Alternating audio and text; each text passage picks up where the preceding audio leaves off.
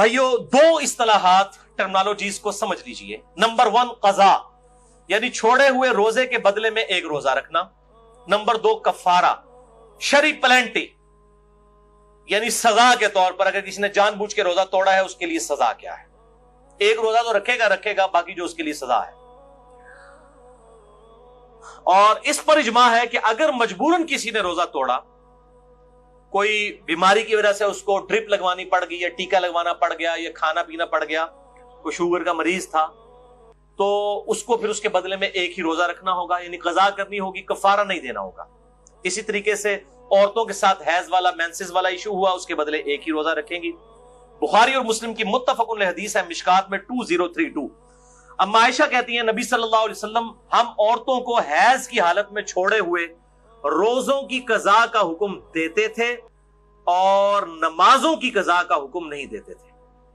تو روزوں کی قضا ان دنوں میں جو روزے چھوٹے ان کی قضا کرنی ہوگی. اور میں نے بتایا کہ افطار سے 1 منٹ پہلے بھی اگر کسی کے ساتھ ایسا معاملہ ہو گیا تو وہ روزہ اس کا وہ والا ٹوٹ جائے گا آٹومیٹیکلی. لوگ پوچھ رہے ہوتے ہیں اور وہ ایک روزے کی قضا بعد میں کرے گی. اور اس قضا کے معاملے میں یہ لوگ کہتے ہیں نہیں جی وہ گرمیوں کے روزے گرمیوں میں ہی قضا کریں اور جناب اگلے سال سے پہلے قضا کر لیں. ایسی کوئی شرط نہیں ہے اسلام میں. اگر کوئی شخص گرمیوں میں چھوٹے ہوئے روزوں کی قضا سردیوں میں بھی جا کے کر لیں, لا یکلف اللہ نفسا الا وسعها, اور اس کی دلیل میں بخاری اور مسلم کی حدیث مشکات میں 2030. اما عائشہ کہتی ہیں کہ جب مجھ پر رمضان کے روزوں کی قضا ہوتی تو میں صرف شعبان میں وہ روزے قضا کیا کرتی تھی.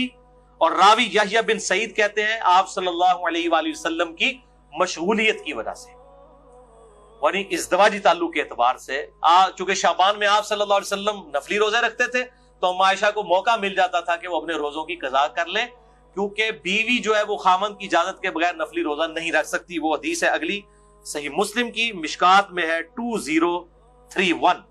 آپ صلی اللہ علیہ وآلہ وسلم نے فرمایا کسی عورت کے لیے اپنے خامند کی اجازت کے بغیر نفلی روزہ رکھنا جائز نہیں, اور نہ اس کی اجازت کے بغیر گھر میں کسی کو آنے کی اجازت دینا. یعنی کوئی بیوی کے جی میرا رشتہ دار ہے, خامند کی اجازت کے بغیر نہیں, اور نفلی روزہ نہیں رکھے گی. اس سے یہ بات پتہ چلی کہ یہ جو پبلک میں مشہور ہے کہ میاں بیوی صرف رات کے وقت ازدواجی تعلق قائم کر سکتے ہیں, یہ بالکل باطل ہے. اما عائشہ تو کہہ رہی ہے کہ میں روزہ بھی نہیں رکھ سکتی تھی آپ صلی اللہ علیہ وسلم کی مشغولیت کی وجہ سے, تو دن کے وقت بھی ازدواجی تعلق قائم کرنا نہ صرف جائز بلکہ سنت مبارکہ ہے بخاری اور مسلم کے کانٹیکسٹ میں. اب دوسری صورتحال کہ کوئی جان بوجھ کر روزہ توڑ دے, ایسی صورت میں قضا کے ساتھ کفارہ بھی ہوگا. اس کانٹیکسٹ میں بڑی مشہور حدیث ہے بخاری اور مسلم کی مشکات میں 2004. ایک آدمی حضور صلی اللہ علیہ وآلہ وسلم کے پاس حاضر ہوا, کہا یا رسول اللہ صلی اللہ علیہ وسلم میں مارا گیا, میں نے روزے کی حالت میں اپنی بیوی کے ساتھ ازدواجی تعلق قائم کر لیا, روزہ میرا ٹوٹ گیا, میں کیا کروں؟ آپ نے فرمایا کہ کیا تیرے پاس کوئی غلام ہے کہ اسے آزاد کرے؟ یہ پہلا آپشن ہے, اور ترتیب بھی یہی ہوگی, یہ آپشنل نہیں ہے 3 میں سے 1 بلکہ یہی ترتیب ہوگی. میں کہا یا رسول اللہ نہیں ہے. فرمایا کیا تو 2 ماہ کے مسلسل روزے رکھ سکتا ہے؟ عرض کیا نہیں یا رسول اللہ صلی اللہ علیہ وسلم 2 ماہ کے نہیں رکھ سکتا, ہم بھی نہیں ظاہر رکھ سکتے. فرمایا کیا تم 60 مساکین کو کھانا کھلا سکتے ہو؟ اس سے یہ بات پتہ چلی کہ 60 مساکین ایکویلنٹ ہوئے 60 روزوں کے, تو مسکین کو پھر ایک وقت کا ہی کھانا کھلایا جائے گا, 2 وقت کا نہیں. یہ لاجیکل آنسر ہے. تو اس نے عرض کیا نہیں, تو فرمایا تم بیٹھ جاؤ.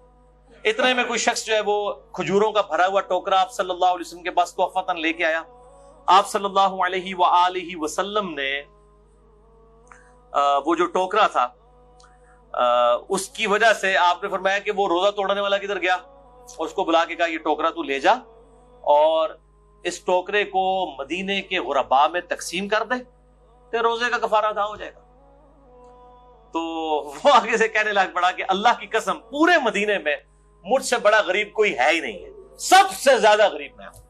تو آپ صلی اللہ علیہ وآلہ وسلم اتنا مسکرائے کہ آپ کی داڑھیں بھی ظاہر ہو گئیں, اور اس حدیث پہ مسکرانا بھی سنت ہے.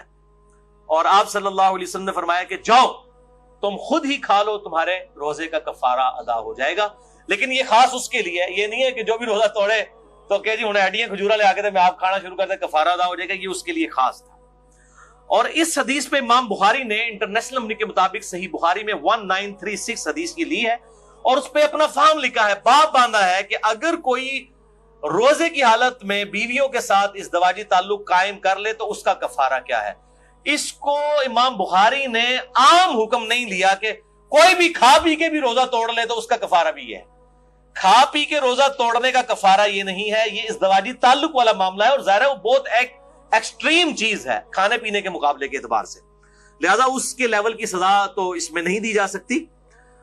لہذا اسی طریقے سے جو ہینڈ پریکٹس والا ایشو ہے اس میں بھی سزا نہیں اپلائی کی جا سکتی، وہ بہت ایکسٹریم معاملہ ہے جو ازدواجی تعلق کا ہے، اور اسی پہ ہی اجماع ہے کہ وہ پھر 60 روزوں والا معاملہ یہ 60 مساکین والا کرے گا. عموماً لوگ 60 مساکین والا ہی کرتے ہیں، اور یہ 60 مساکین والا دونوں کی طرف سے ہوگا، مرد کی طرف سے بھی عورت کی طرف سے بھی. یہ بات اتنے بولے ہیں، یہ بھی پوچھ رہے ہوتے ہیں کہ جی ایک کی کھلا دیں، دو نہ توڑے بھائی، ایک نہیں ٹوٹیا، دو نہ ٹوٹے، یہ 60 اور 60 120 بنیں گے، اور وہ اپنے اپنے حصے کے دیں. اگر کوئی وہ اس اعتبار سے خیرات کرنا چاہتا ہے تو وہ ضرور کرے. باقی اگر کسی نے اس حدیث کے اعتبار سے کوئی رزلٹ نکالا ہے اجتہاداً کہ آپ صلی اللہ علیہ وسلم نے اس کو یہ فرمایا، تو اس میں بعض اوقات چیزیں امپلائیڈ ہوتی ہیں کسی معاملے میں، کہ جس نے روزہ توڑنے کا مسئلہ پوچھا ہے تو وہ اس طریقے سے.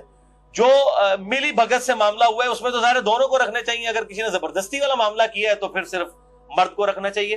اور بہرحال اس حوالے سے اجتہاداً کوئی بھی ایشو اڈاپٹ کیا جا سکتا ہے. اب رہا کھا پی کے روزہ توڑنا، تو اس کے بارے میں ایک ضعیف روایت ملتی ہے، اور اس کو سپورٹیو ایک تابعی کا صحیح قول بھی ہے. پہلے ضعیف روایت سن لیں.